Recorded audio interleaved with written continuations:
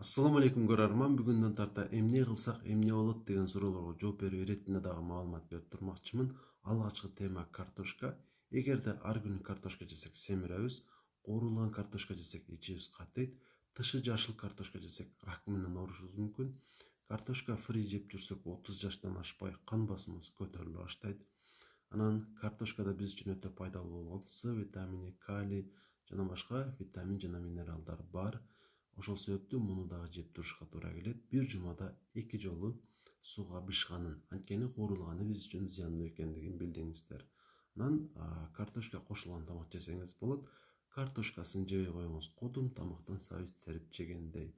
Эгерде картошканы жакшылап жууп туруп, анан аны сууга бышырып, ошол суусун иччү болсок, биз үчүн өтө пайдалуу. Мисалы, ич катууну кетириши мүмкүн.